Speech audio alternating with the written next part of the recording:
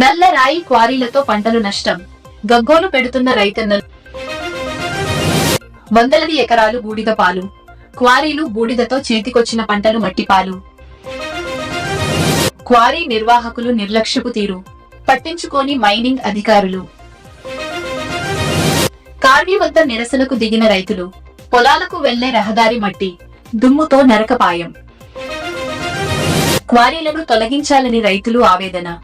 నల్లరాయి క్వారీలతో ఏర్పడే దుమ్ము ధూళి వల్ల తమ పొలంలోని పంటలు నాశనం అవుతున్నాయని, ఎన్నిసార్లు ఫిర్యాదు చేసినా ఎవరూ పట్టించుకోవడం లేదని రోలుగుంట మండలానికి చెందిన రైతులు బోరున విలపిస్తున్నారు. నిండుగొండ సెంటర్ సర్వే నెంబర్ 221లో సుమారు వందలాది ఎకరాలు ఉన్నాయి. ఈ భూముల సమీపంలో క్వారీలు ఉండడంతో క్వారీల ద్వారా వచ్చే బూడిద కారణంగా వరి, పెసలు, కొబ్బరి, అరటి, సరుగుడు ఇంటి పంటల ఆకులపై దుమ్ము పేరుకుపోయి మొక్కల పెరుగుదల ఆగిపోవడం, పూత పిందె రాలిపోవడం వల్ల రైతులు భారీగా నష్టపోతున్నారని ఆవేదన చెందుతున్నారు. రోలుగుంట మండలంలోని నల్లరాయి క్వారీల యాజమాన్యం మొత్తం సిండికేట్ గా ఏర్పాటు చేసుకుని అధిక రేట్లకు అమ్మడమే కాకుండా వారు ఆడింది ఆట పాడింది పాటల ఇష్టానుసారంగా వ్యవహరిస్తున్నారు. రైతులకు పంటలకు సంబంధించి నష్టపరిహారం చెల్లించకుండా అడిగిన రైతులపై తిరుగుబాటు చేస్తున్నారని రైతులు ఆరోపిస్తున్నారు. పోలీసులు, మైనింగ్, రెవెన్యూ శాఖ అధికారులు మామూలు మత్తులో జోగుతున్నారని రైతులు ఆక్రోశం వ్యక్తం చేస్తున్నారు.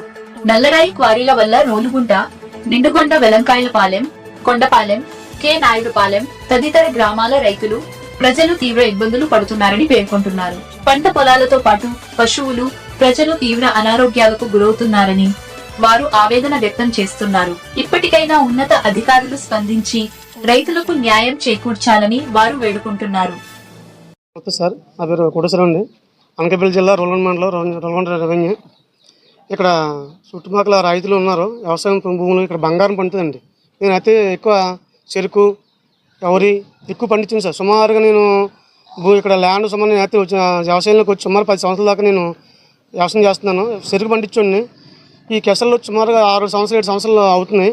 ఈ కెసర్ స్టోన్ కేసు వచ్చిన తర్వాత ఇక్కడ వ్యవసాయం పండడం కానీ అసలు ఇక్కడ స్టోరేజ్ స్కూల్లో కూడా రావట్లేదు. ఈ డస్ట్ భయపడి ఇక్కడ పని ఏదైనా వ్యవసాయం చేద్దామన్నా కూలీలు రమ్మన్నా ఒకళ్ళు రావట్లేదు. ఇక్కడ ఈ డస్ట్ మేము చేయలేమండి, వ్యవసాయం మేము చేయం, అక్కడ రాలేము కూలీలు అని చెప్పి వాళ్ళు రావట్లేదు. ఆఖరికి కూడా ఇంకా కొన్ని వ్యవసాయం చేయలేక భూములు కొన్ని వదిలేసుకున్నాం సార్. చాలా వరకు ఉన్నాయి. మన వ్యవసాయం పొలం పండించాం, పొలం ఎందుకు పని చేయకుండా పోయింది సార్.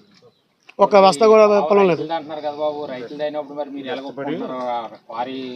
ఓపెన్గా కెసర్కి వాటర్ పొల్యూషన్ పెడతారు, వాటర్ పెడతారు, స్టోరేజ్ పెడతారు, అంతే ట్యాంకులు పెడతారు చాలా ఎక్కడికి డస్ట్ రాకుండా. ఆ ట్యాంకులు కానీ ఓపెన్ వదిలేసారు. మొత్తం ఈ డస్ట్ కెసరాడినది మొత్తం దాని ఇష్టాధారంగా విపరీతంగా లాంగ్ టర్మ్ వెళ్ళిపోతుంది డస్ట్. ఇది ఎక్కడ కూడా పోతుంది. వ్యవసాయాలు చేసే రైతులు పక్కన సొమ్ములు వ్యవసాయ గీతలు ఉన్నాయండి. గడ్డి కూడా మేయట్లేదు, వ్యవసాయ నీళ్ళు కూడా తాగట్లేదు. అవి ఇప్పుడు మాకు రైతులకి పరిష్కరించింది సార్. మాకేమీ లేదు. మా వ్యవసాయం చేసుకునేలాగా మమ్మల్ని ఎక్కడికి తరలించేలాగా మమ్మల్ని ఇబ్బంది పడకుండా చేయండి సార్. అది వ్యవసాయాలు ఏం పని చేయట్లేదండి. శుభ్రంగా అంతా ధూళి వచ్చేస్తుందండి. ఈ రోడ్డు వచ్చిన కాడి నుంచి అసలే ఇంక మాకేమి అంతా నష్టమే కానీ మాకేమి ఇది లేదండి. రోడ్డు వచ్చిందంటే రైతులు మీరు రోడ్డు వేసాం. అప్పుడు రైతులకే రోడ్డు అంతా మరి ఇప్పుడు ఈ బాటలో వేసేసి మేము అక్కడ అసలు ఉండలేకపోతున్నాం. మామిడి చెట్లు అని చక్క కాసి ఏవి పూత లేదండి, కాయ లేదు. మా వ్యవసాయం చేసుకోవడానికి ఏమి మాకు అవకాశం లేదండి రావడానికి. చేలన్నీ పాడైపోయాయండి.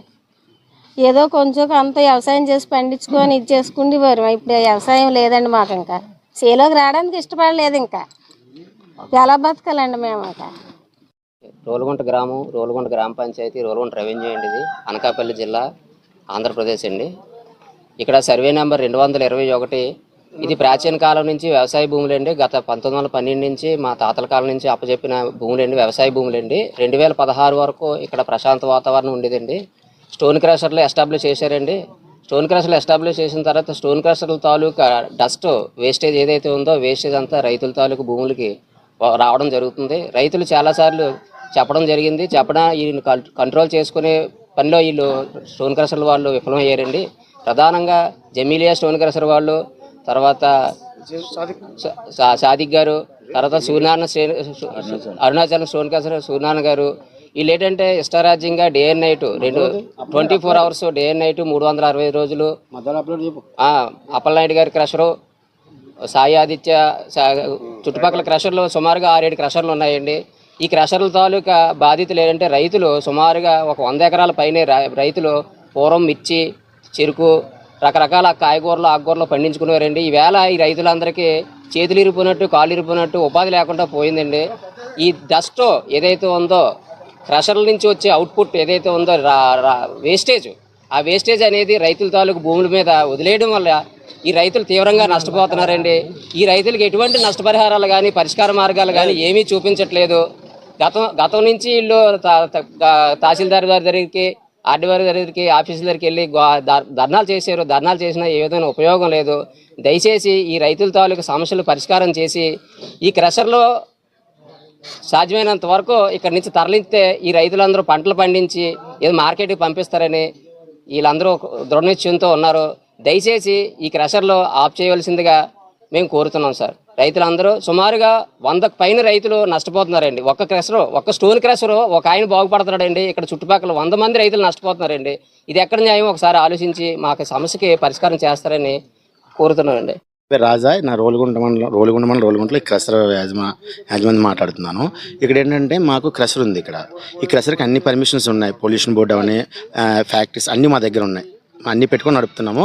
ఇదే క్రషర్ చుట్టూ కూడా సైట్స్ మేము లీజ్ తీసుకున్నాం. మా దగ్గర అగ్రిమెంట్స్ అన్నీ ఉన్నాయి.